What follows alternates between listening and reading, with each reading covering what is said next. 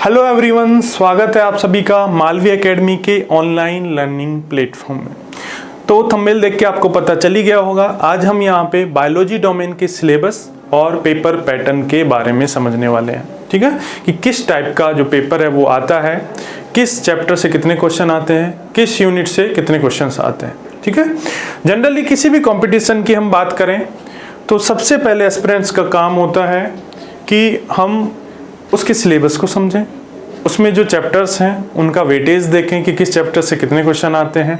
तो मैंने इस वीडियो में आपका काम आसान करते हुए पूरे जो पेपर हैं 22, 23 और 24, लास्ट जो 3 साल के पेपर हैं उनका एनालिसिस किया, किस टॉपिक से कितने क्वेश्चंस आए उसको टेबल के फॉर्म में अरेंज कर लिया है ताकि आपको आसानी हो, आपको उतनी ज़्यादा मेहनत नहीं करनी पड़े।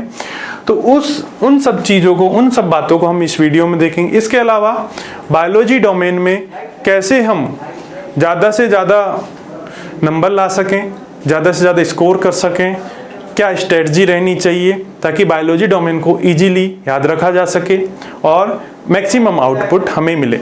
तो इस वीडियो को स्टार्ट करते हैं।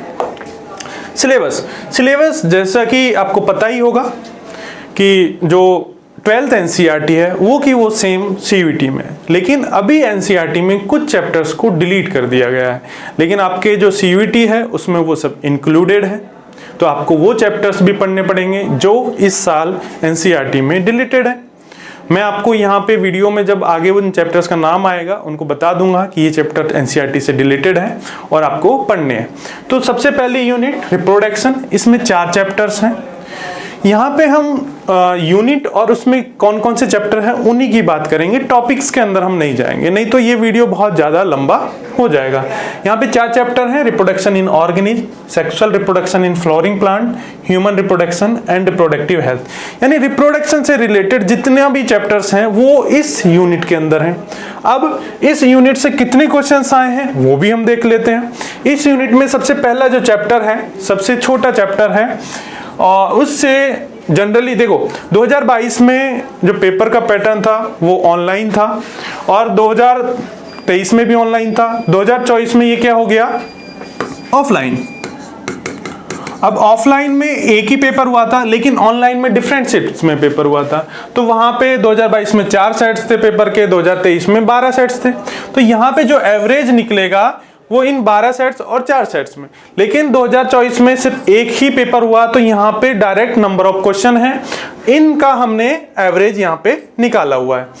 तो सबसे पहले जो चैप्टर है रिप्रोडक्शन इन ऑर्गेनिज्म, इसमें 2024 में एक भी क्वेश्चन नहीं आया है। 2023 में 5 क्वेश्चन थे लेकिन 12 पेपर्स में थे, 12 पेपर्स में। 2022 में एक क्वेश्चन आया था 4 सेट्स में। तो यहाँ से ऑन एन एवरेज 0 या 1 क्वेश्चन आता है, कभी नहीं आएगा कभी आएगा, लेकिन आपको एक रीडिंग तो इस चैप्टर की लगानी होगी, क्या पता एक आध क्वेश्चन यहाँ से टपक जाए। तो दूसरा है sexual reproduction in flowering plants, इसमें 2024 में 3 क्वेश्चन आए थे। 2023 में 12 सेट्स में 48 क्वेश्चंस थे, 2022 में 4 सेट्स में 14 क्वेश्चन थे। तो ऑन एन एवरेज देखा जाए तो इसमें से 3 से 4 question her paper of set में आता है। उसके बाद ह्यूमन रिप्रोडक्शन की बात करें तो जनरली यहाँ से 2 से 3 क्वेश्चन, लास्ट ईयर की देखी जाए जो पेपर देखा जाए तो उसमें 3 क्वेश्चन आए थे। रिप्रोडक्टिव हेल्थ की बात करें तो लास्ट ईयर 5 क्वेश्चन। अब आप बोलोगे सर 5 क्वेश्चन कैसे आए? 5 क्वेश्चन उस चैप्टर से आ जाएंगे जिस चैप्टर से पैराग्राफ टाइप के क्वेश्चंस आएंगे। मान लीजिए कोई छोटा चैप्टर है लेकिन उससे पैराग्राफ उठा के दे दिया तो उससे रिलेटेड पांचों के पांचों क्वेश्चंस होंगे, तो उस चैप्टर से 5 क्वेश्चंस आ जाएंगे। आगे हम देखेंगे कि पेपर पैटर्न में कि किस तरह के क्वेश्चंस भी आते हैं, वहां आपको बताएंगे पैराग्राफ टाइप के क्वेश्चंस भी आते हैं। ठीक है, तो इस पूरी यूनिट से एवरेज देखा जाए तो 10 से 11 क्वेश्चंस का आ रहा है। तो इस यूनिट से हमको कितने क्वेश्चंस मिल जाएंगे? 10 से 11 क्वेश्चंस। 5 यूनिट है, 50 क्वेश्चंस आते हैं, 10 से 11 क्वेश्चन ईच यूनिट से आएंगे। किसी को यूनिट जो ज्यादा बड़ी होगी उससे 12-13 क्वेश्चन आ जाएंगे, जो छोटी यूनिट होगी उससे 7-8 क्वेश्चन आ जाएंगे। लेकिन यहाँ पे कितने क्वेश्चन आ रहे हैं पूरी यूनिट से? 10 से 11 क्वेश्चन। तो इस यूनिट से आप 10 से 11 क्वेश्चन आप सही कर सकते हैं, देखने को मिलेंगे। दूसरी यूनिट है जेनेटिक्स एंड इवोल्यूशन। थोड़ा टफ यूनिट आप मान सकते हैं, आपको लगता होगा, लेकिन हम पढ़ेंगे इजीली, इसको समझेंगे। आपको ये जब ये चैप्टर्स हम पढ़ लेंगे तो ये यूनिट आपके टिप्स पे होगी, आपको आसान लगने लगेंगी। कौन कौन सी है? Principle of inheritance and variation, genetics, mol bio, molecular basis of inheritance and evolution, विकास जो वाला जो चैप्टर है। इससे क्वेश्चन वाइज हम डिस्कस करें तो इसमें जो जेनेटिक्स वाला चैप्टर है उससे लास्ट साल 4 क्वेश्चन आए थे, मोल बायो से भी 4 क्वेश्चन आए थे और इवोल्यूशन से भी 4 क्वेश्चन। इसका मतलब क्या हुआ? पूरी यूनिट से मिला के 12 क्वेश्चंस यहाँ आपको देखने को मिले थे लास्ट साल। उससे पहले के सालों में देख लें तो ऑन एन एवरेज 4 से 5 क्वेश्चन, 3 से 4 क्वेश्चन, 2 से 3 क्वेश्चन, और पूरी यूनिट का देखें तो 10 से 11 क्वेश्चन, 10 से 11 क्वेश्चन। वही लास्ट यूनिट में भी 10 से 11 क्वेश्चन का एवरेज आ रहा था, यहाँ पे भी 10 से 11 क्वेश्चंस का एवरेज आपको देखने को मिलेगा। नेक्स्ट यूनिट पे चलते हैं, सबसे इजी और सबसे छोटी यूनिट। यहाँ क्वेश्चन नंबर ऑफ क्वेश्चंस भी आपको 10 से 11 मिल जाएंगे, लेकिन पढ़ने में आसान है, ठीक है। आपको कम पढ़ के ज्यादा नंबर यहां से मिल जाएंगे। इसमें से जो सबसे बड़ा चैप्टर है ह्यूमन हेल्थ एंड डिजीज, उसके बाद strategies for enhancement in food production, इसमें एनिमल ब्रीडिंग और प्लांट ब्रीडिंग दोनों के बारे में बात करेंगे। माइक्रोब्स इन ह्यूमन वेलफेयर, कि माइक्रोब्स का ह्यूमन वेलफेयर में क्या योगदान है, ठीक है, उसके बारे में हम यहाँ देखेंगे।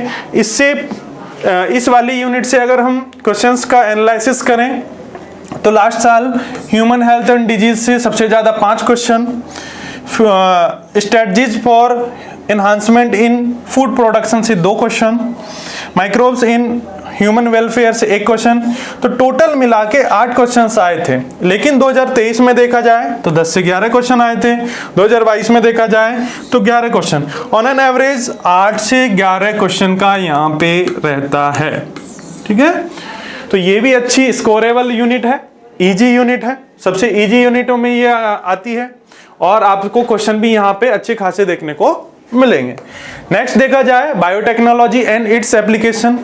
कुछ लोगों को ये टफ लग सकती है, लेकिन टफ नहीं है, टेक्निकल टॉपिक है। अगर आपको प्रोसेस पता होगा, प्रिंसिपल पता होगा तो आप इजीली यहाँ से क्वेश्चन सही कर सकते हैं। इसमें 2 चैप्टर्स हैं, बायोटेक्नोलॉजी के प्रिंसिपल्स और प्रोसेस देखेंगे एक चैप्टर में, और नेक्स्ट में हम उसके एप्लीकेशंस देखेंगे। क्वेश्चंस देखे जाएं लास्ट ईयर्स में कितने कितने आए हैं, तो प्रिंसिपल एंड प्रोसेस वाले चैप्टर से 4 क्वेश्चन, एप्लीकेशन वाले चैप्टर से 3 क्वेश्चन, तो 7 से 8 क्वेश्चन।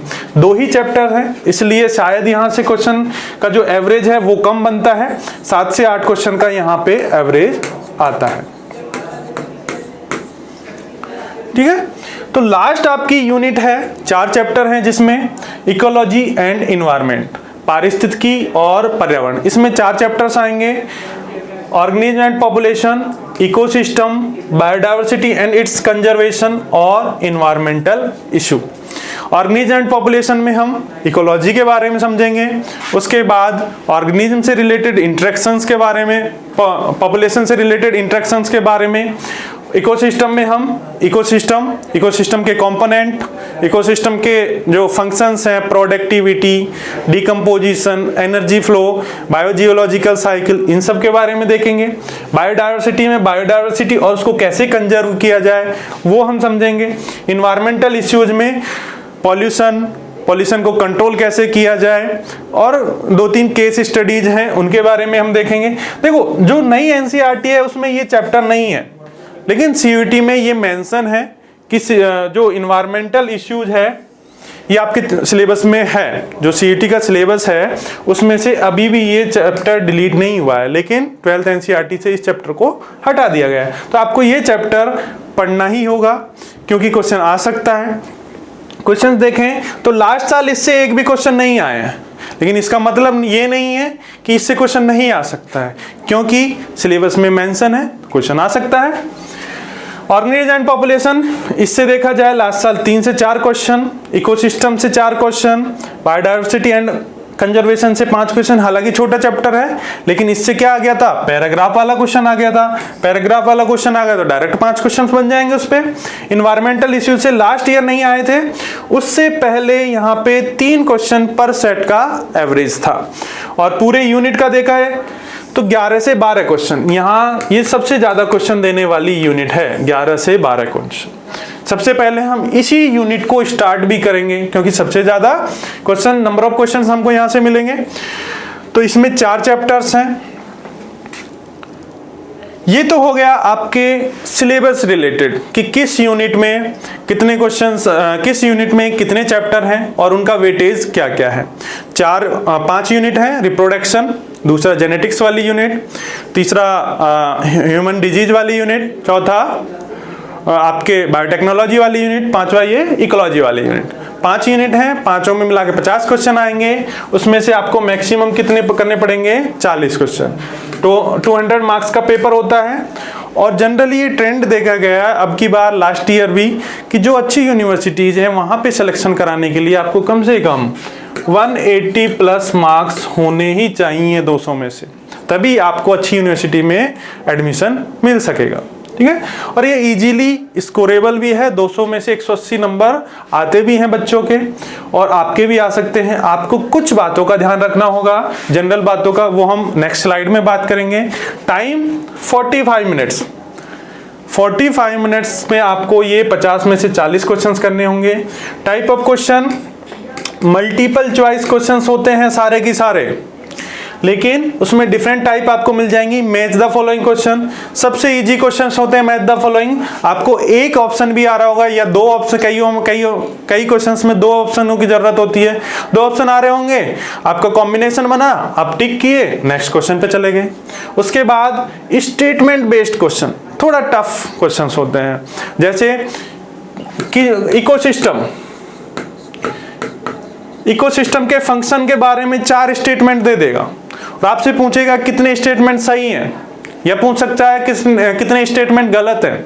ठीक है, तो आपको अगर उस टॉपिक का कंप्लीट आपको जानकारी होगा, कंप्लीटली वो टॉपिक आपने पढ़ा हुआ होगा, आपको याद होगा, आप उसका कॉन्सेप्ट क्लियर होगा, तो ही आप इन क्वेश्चंस को सही कर पाएंगे। असेसर रीजन क्वेश्चन, ये और थोड़ा टफ क्वेश्चंस होते हैं। कैसे? इसमें एक कथन देंगे, एक कारण देंगे, और आपसे पूछा जाएगा जो कॉन्सेप्ट है, जो कथन है, उसका जो कारण है वो सही है कि नहीं है, क्या उसको प्रूव कर रहा है कि नहीं कर रहा है, दोनों सही हैं या एक सही है एक गलत है। ठीक है, सही होने के साथ प्रूव भी कर रहा है कि नहीं कर रहा है। ठीक है, तो ये असेसर रीजन में आ जाएंगे। पैराग्राफ क्वेश्चन में किसी भी चैप्टर की 4 से 5 जो लाइंस हैं वो उठा के रख दी जाती है। ठीक है, उसके बेसिस पे आपको 5 क्वेश्चंस होते हैं। अब इसमें ये मतलब नहीं है पैराग्राफ दिया हुआ है तो वो 5 क्वेश्चंस का आंसर पैराग्राफ में ही होगा, ऐसा नहीं है। पैराग्राफ कई बार एक आध क्वेश्चन का आंसर उसमें से मिल जाता है, लेकिन जनरली ये देखा जाता है उसमें आंसर नहीं होता। वो इसलिए उससे आप ज्यादा से ज्यादा इतना अंदाजा लगा सकते हैं कि वो चैप्टर कौन सा है। ठीक है, हालांकि इजी ही क्वेश्चन होते हैं, इसमें मल्टीपल चॉइस क्वेश्चन होते हैं पैराग्राफ बेस्ड में। तो जिस भी चैप्टर से पैराग्राफ आया उस चैप्टर के 5 क्वेश्चंस तो आपको सीधे सीधे मिलेंगे पैराग्राफ के बाद। तो ये डिफरेंट पेपर का पैटर्न हमने देख लिया जल्दी से। उसके बाद कुछ जनरल बातें हैं कि आपको हेल्प करेगी बायोलॉजी डोमेन को पढ़ने के लिए। तो सबसे पहले तो आप सिलेबस का एनालिसिस करें। मेरा तो आपसे कहना होगा कि आपको फोन में नहीं होना चाहिए आपके सिलेबस। ये नहीं कि आप सॉफ्ट कॉपी के रूप में आप फोन में रखें या लैपटॉप में रखें, आपको उसकी हार्ड कॉपी निकलवा लेनी चाहिए। आप जिस भी टेबल पे पढ़ते हैं, डेस्क पे पढ़ते हैं, उस पर आपके पास हार्ड कॉपी होनी चाहिए। जिस टॉपिक को आप पढ़ लिए हैं उसको हाईलाइट करिए या मार्क करिए कि ये टॉपिक हो गया है, जिससे आपको पता चले कि सिलेबस में कितने टॉपिक हैं, कौन कौन से हमने कवर कर लिए हैं, कौन कौन से अच्छे से पढ़ लिए हैं, किसके क्वेश्चन हमने लगा लिए हैं। उसके बाद पेपर का एनालिसिस, काफ़ी मैंने हेल्प कर दिया आपको, टेबल में के रूप में आपको दे दिया है, और आप खुद से भी एनालिसिस करिए। ठीक है, उसके बाद सबसे इंपॉर्टेंट बात, लिमिटेड रिसोर्स का यूज करेंगे आप। लिमिटेड रिसोर्स का यूज कैसे? चाहे आप एनसीईआरटी पढ़ रहे हैं, एनसीईआरटी इसका फंडामेंटल बुक है, एनसीईआरटी से आप पढ़ रहे हैं या फिर किसी भी इंस्टीट्यूट से आप पढ़ रहे हैं तो वहाँ के मैटर को पढ़िए, इधर उधर से मत पढ़िए कि इधर से भी पढ़ लिया उधर का भी देख लिया। इससे क्या होगा, आपके पास कन्फ्यूजन क्रिएट होगा, आप उसी चीज़ों का मल्टीपल रिवीजन नहीं कर पाएंगे। सबसे इंपॉर्टेंट होता है कॉम्पिटिटिव एग्जाम्स को निकालने के लिए स्मार्ट स्टडी करना। स्मार्ट स्टडी कैसे कि आप अपनी रिसोर्सेज को लिमिटेड रखिए लेकिन उनका मल्टीपल रिवीजन करिए, ताकि एग्जाम में जब आप बैठें तो चारों ऑप्शंस में आपको कंफ्यूजन ना हो, आपके माइंड में क्लियर रहे कि इसका आंसर ये है। कंफ्यूजन कब होगा, जब आप उनका मल्टीपल रिवीजन नहीं करेंगे। बायोलॉजी में तो रिवीजन ही मस्ट है, आप रिसोर्स एक ही रखिए, एक ही जगह से पढ़िए, उनका कम से कम एग्जाम से पहले 7 से 8 बार या 9-10 बार जितनी बार रिवाइज कर सकें रिवाइज करिए। अगर रिसोर्स को लिमिटेड कर लिया, उसके बाद मल्टीपल रिविजन्स कर लिए, रिविजन्स के बाद आपको ये देखना होगा कि जो पिछले पेपर हैं उसमें उस टॉपिक से रिलेटेड किस टाइप के क्वेश्चन पूछे गए, ये भी आपको पता होना चाहिए। आपने टॉपिक पढ़ लिया है, टॉपिक पे पकड़ है, लेकिन आपको पता ही नहीं होगा किस टाइप के क्वेश्चन पूछे जा रहे हैं, कहाँ आप गलती कर रहे हैं, तो आपको वो भी पता होना चाहिए कि पिछले साल किस टाइप के क्वेश्चन पूछे गए हैं। हालांकि मैंने बताया है आपको 4-5 तरीके के क्वेश्चन पूछे जाते हैं, लेकिन आपको खुद से भी पता होना चाहिए कि किस टाइप के क्वेश्चन पूछे जाते हैं। आप वो देखेंगे तभी आपको पता चलेंगे। इसके अलावा यहाँ पे एक बात मेंशन नहीं है, वो है क्वेश्चन प्रैक्टिस।